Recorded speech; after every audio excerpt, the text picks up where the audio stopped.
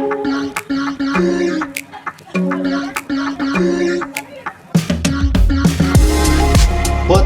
Suara Kita.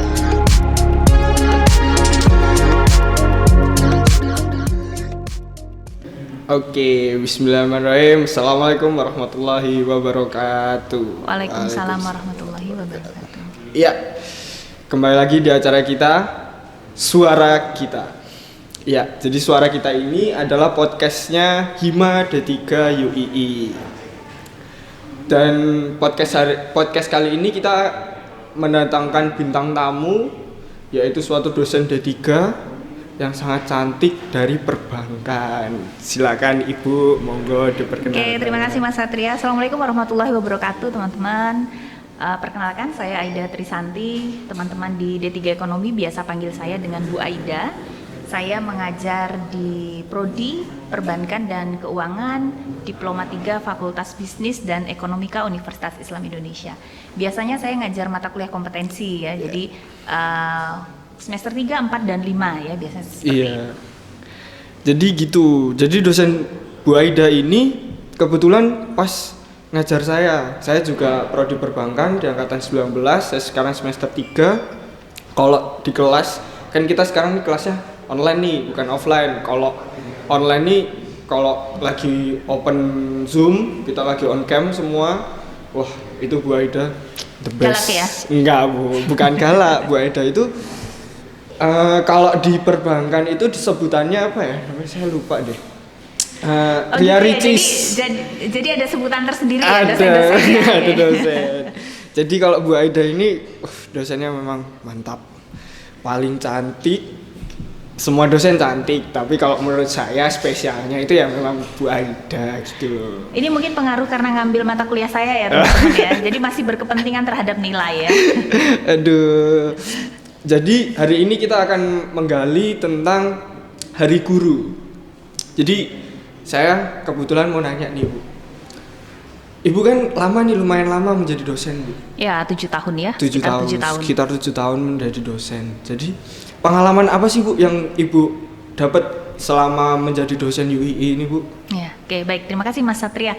Pertanyaannya luar biasa dan ini sebuah pertanyaan yang kadang-kadang kalau buat saya pribadi sering membuat terharu ya. Oh, iya. Apalagi kalau nanti dikasih sound musiknya yang agak enak gitu ya. Dan ketika saya masuk menjadi dosen, atau saya lebih senang menyebutnya dengan pendidik ya, ada sebuah pengalaman yang memang berbeda gitu ya. Salah satunya adalah ketika kami dosen itu melihat keberhasilan anak-anak didik kami.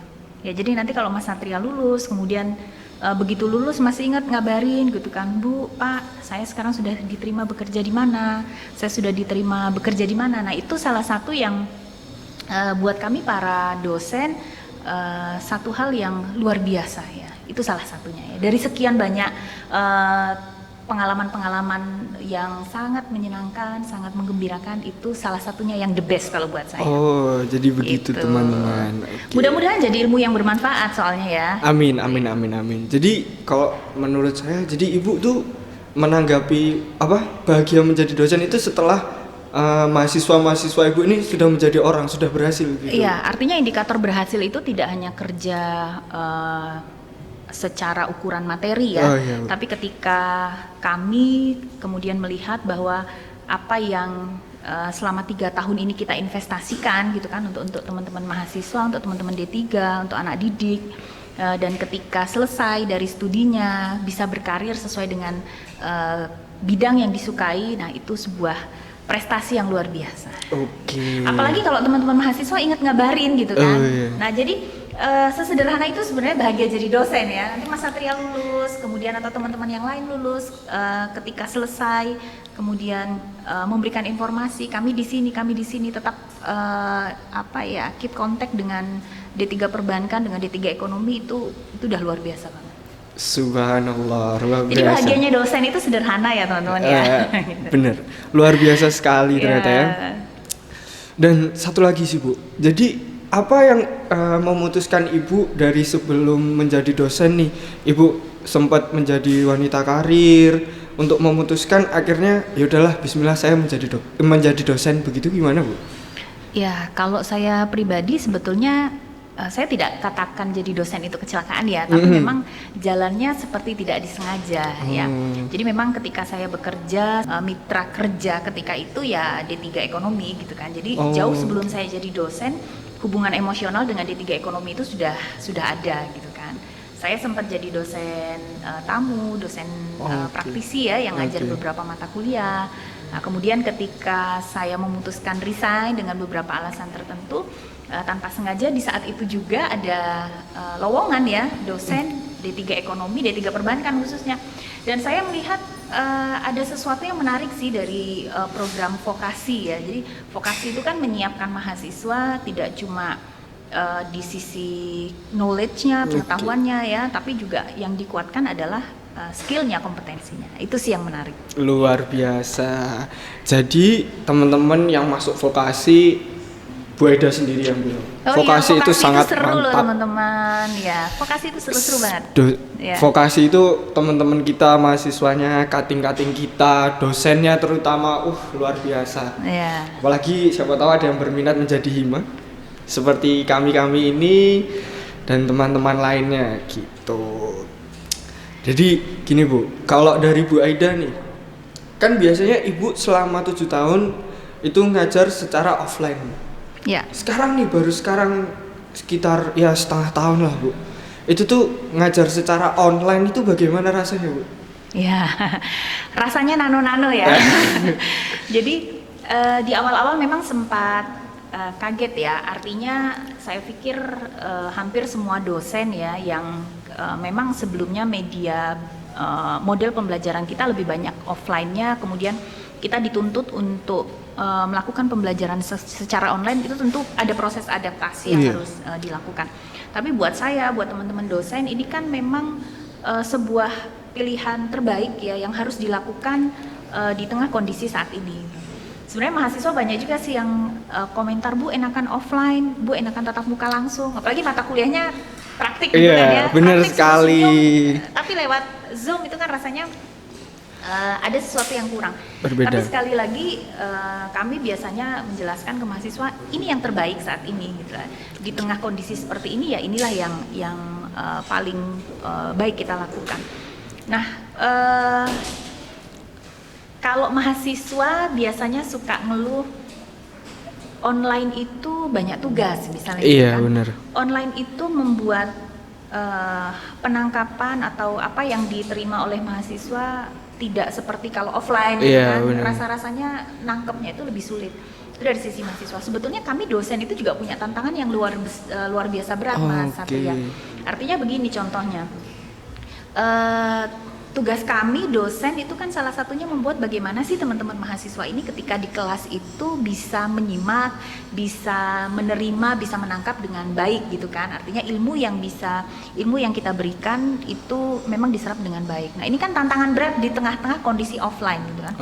Kadang-kadang saya juga agak bingung gitu kan, misalnya kalau di kelas semua off cam gitu kan dengan alasan sinyal gitu ya. Wallahu alam ya alasannya benar sinyal atau tidak gitu. Bagaimana memastikan kalau Mas Satria dan teman-teman yang lain memang benar-benar mengikuti kelas? Itu kan sebuah PR tersendiri gitu kan. Benar sekali. Nah, sehingga apa yang dilakukan ya? Mau tidak mau saya teman-teman dosen harus mencari cara gitu kan. Gimana sih caranya supaya teman-teman tuh tetap bisa standby walaupun off cam tapi memang betul-betul fokus dengan kelasnya. Nah, itu tantangan-tantangan yang kami hadapi ya. Terlepas dari itu juga misalnya dengan pembelajaran online ini kan dosen dituntut untuk bisa lebih kreatif dalam membuat materi kan. Gimana caranya PowerPoint jangan terlalu standar supaya mahasiswa tertarik untuk melihat. Bagaimana caranya penyampaian yang enak supaya mahasiswa juga tidak bosan mendengarkan. Nah, kalau saya tantangan yang terberat adalah menyesuaikan dengan teknologi ya. Jadi kalau kita habis rekaman itu kan harus belajar ngedit dengan kita menggunakan aplikasi tertentu. Nah, itu kalau buat yang usianya seperti saya ini PR luar biasa gitu kan. Tapi ya kita nggak punya pilihan lain ya, itu harus dilakukan demi yang kita sampaikan memang harus maksimal. Luar biasa teman-teman. Jadi jangan dikira cuma mahasiswa aja yang berat ya, dosen juga punya tantangan yang luar biasa. Subhanallah. Jadi gitu teman-teman. Ternyata yang merasakan pingin offline itu tuh bukan cuma mahasiswa, dari Ya. pihak dosen itu juga merasakan betul. ingin offline. Betul. Tapi mungkin keadaan ya Bu ya Ya, yang ini yang mewajibkan terbaik, ya. kita seperti ini. Karena memang kalau online itu kan ada hal-hal yang sebetulnya tidak bisa kita deliver dengan optimal ya. Contohnya kalau saya di kelas dan semua dosen saya yakin melakukan itu ya. Ketika kita di kelas kita cerita tentang materi itu pasti kan disisipkan dengan beberapa hal yang terkait dengan motivasi gitu kan, pembentukan karakter dan lain sebagainya. Nah itu akan lebih ngena sebetulnya kalau tatap muka. Tatap muka. Tapi sekali lagi ya ini yang terbaik. Mohon bersabar teman-teman. Mohon bersabar ini ujian. Maka kita sukseskan bersama-sama teman-teman kalau kumpul-kumpul, social distancing gitu kan, jaga jarak, pakai masker. Karena kalau nggak seperti itu kita nggak akan selesai dengan ini semua. Ya. Jadi begitu teman-teman semua, terutama mungkin angkatan 20 ya, belum tahu kampus kita tercinta Iya. ini, belum pernah ketemu langsung sama dosen-dosen yang the best punya D3 ekonomi ini sangat luar biasa. Terus jadi gini Bu, kita tuh Ibu selama 7 tahun menjadi dosen pernah menemui mahasiswa yang sedikit nyeleneh nggak sih Bu? Terus kalau semisal nih Bu, terutama saya mahasiswanya Bu Aida, saya mengakui kalau saya mahasiswa yang sedikit menyeleneh itu Bu. Malah ngakuin ya. Kalau saya mengakui Bu, terutama saya di perbankan diwajibkan untuk berpakaian yang rapi, rambut yang rapi, berpenampilan rapi. Tapi saya tuh sedikit gimana ya, cuek gitu loh Bu, masalah penampilan.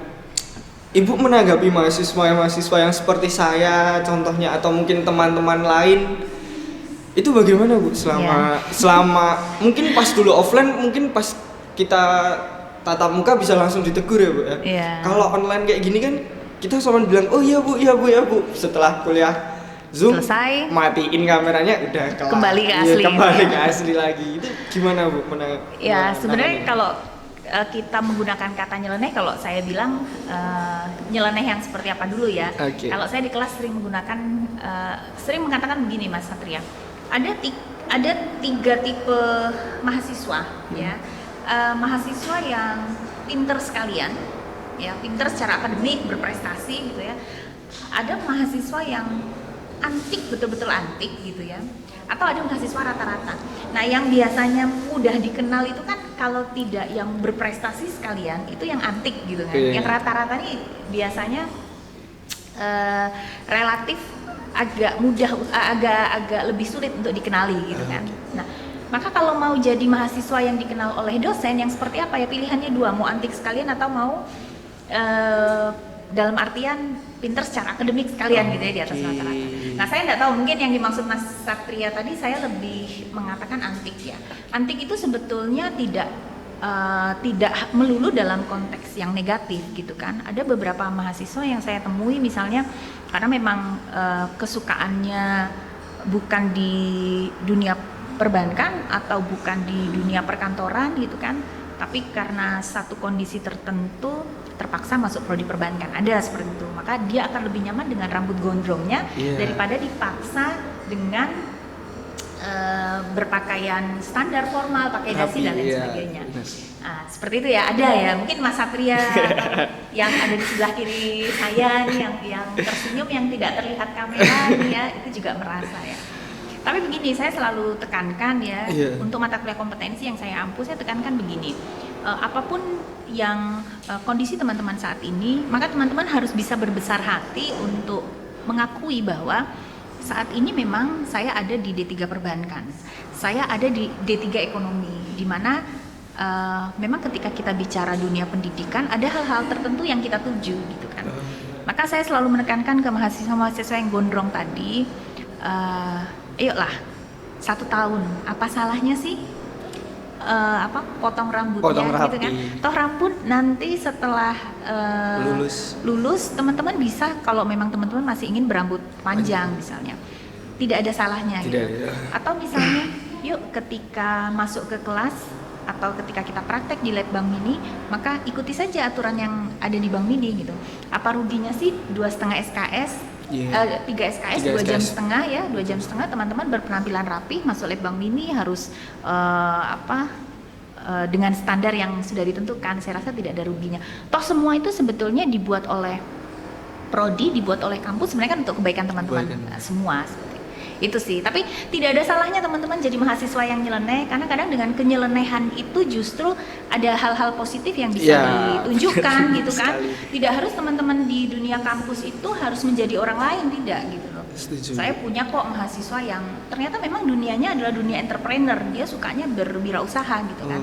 Nah tinggal gimana sih teman-teman juga mengarahkan yang nyeleneh tadi ke arah yang positif. Oke. Itu sih. Ya. Yang repot kan sudah nyeleneh, larinya ke negatif. Itu ya. Mungkin itu sih. Tapi setuju sih perkataan dari Bu Aida. Saya dulu sebelum potong segini gondrong ini. Iya. Saya dulu gondrong semester 1, semester 2, akhirnya semester 3 saya tahu kalau semester 3 ini praktek. Iya, harus pendek ya. Harus pendek.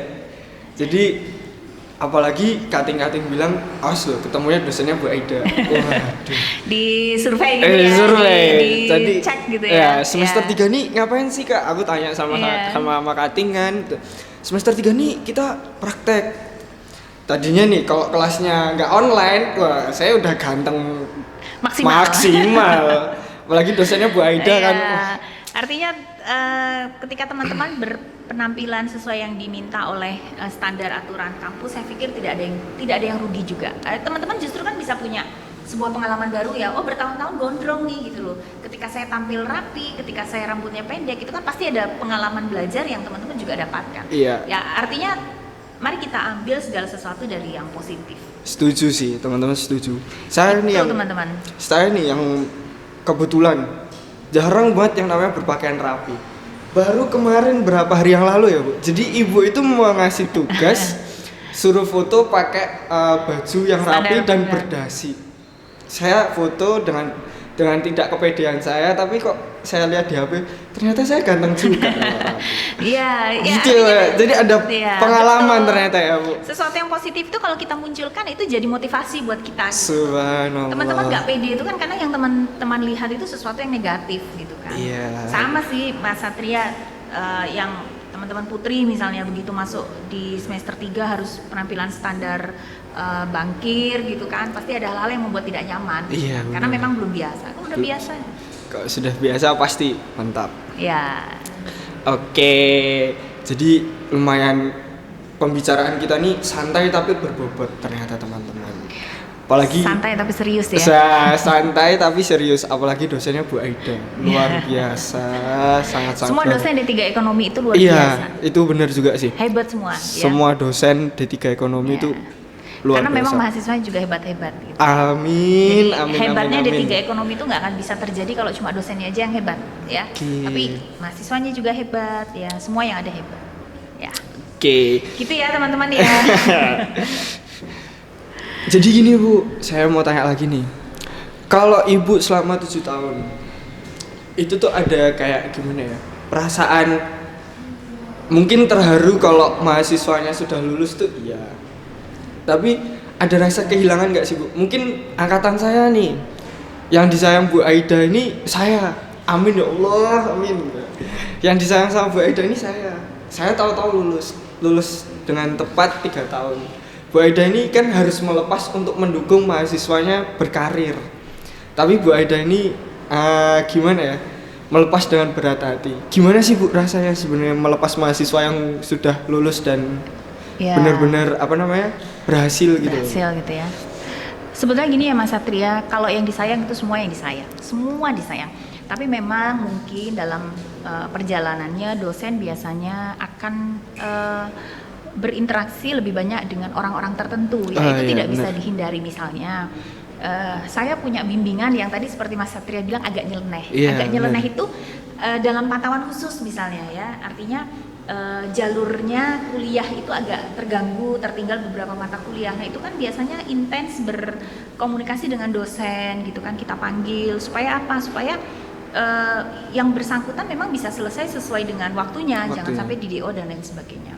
Atau di kasus lain misalnya dosen akan lebih banyak berinteraksi dengan mahasiswa-mahasiswa yang seperti teman-teman nih himpunan kemahasiswaan gitu Iya, kan ya, punya benar, event, benar. punya kegiatan kan. Benar. Seperti saya sekarang berinteraksi dengan Mas Satria, belum tentu saya bisa berinteraksi seperti ini dengan mahasiswa yang lain yang Iya, tidak terlibat di HIMA. sekali.